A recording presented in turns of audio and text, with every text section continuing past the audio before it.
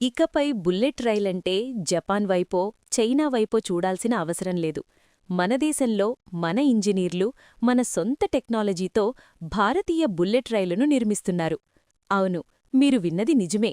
బెంగళూరు వేదికగా B-28 పేరుతో India తన మొదటి స్వదేశీ హైస్పీడ్ రైలును సిద్ధం చేస్తోంది. 2027లో ఇది పట్టాలెక్కబోతోంది. అసలు ఈ రైలు ప్రత్యేకతేంటి? ఇది ఎంత వేగంతో వెళ్తుంది?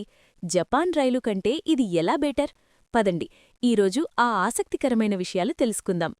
B-28 అంటే ఏమిటి? భారత ప్రభుత్వం BEML బెంగళూరుకి ఒక భారీ కాంట్రాక్ట్ అప్పగించింది. వందే భారత్ రైళ్ల విజయంతో ఇప్పుడు మనం ట్రూ హైస్పీడ్ రైళ్లలోకి అడుగుపెడుతున్నాం. దీని పేరే B-28.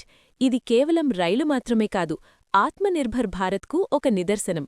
బెంగళూరులోని BEML మరియు చెన్నైలోని ICF సంయుక్తంగా దీనిని నిర్మిస్తున్నాయి. స్పీడ్: దీని టెస్ట్ స్పీడ్ గంటకు 280 కిలోమీటర్లు కాగా ఆపరేషనల్ స్పీడ్ 250 కిలోమీటర్లు. అంటే విమానం టేకాఫ్ అయ్యే వేగంతో ఇది పట్టాలపై దూసుకెళ్తుంది. Japan Shinkansen versus Indian B-28. చాలామందికి ఒక డౌటుండొచ్చు, ముంబై అహ్మదాబాద్ రూట్ కోసం జపాన్ నుండి రైళ్లు వస్తున్నాయి కదా, మరి ఇదెందుకు అని. ఖర్చు: జపాన్ నుండి ఇంపోర్ట్ చేసుకుంటే ఖర్చు చాలా ఎక్కువ, కానీ మన B-28లో ఒక్కో కోచ్ ఖరీదు సుమారు 27.86 కోట్లు మాత్రమే. టెక్నాలజీ: జపాన్ది షిన్కాన్సెన్ టెక్నాలజీ అయితే మనది స్వదేశీ propulsion system.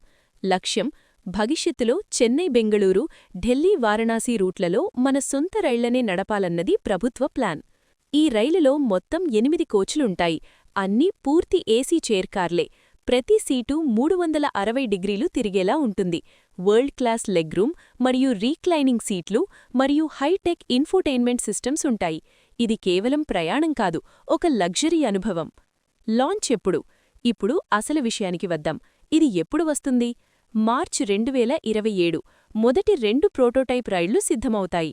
August 2027 Surat Vapi సెక్షన్లో మొదటి అధికారిక ప్రయాణం మొదలవుతుంది.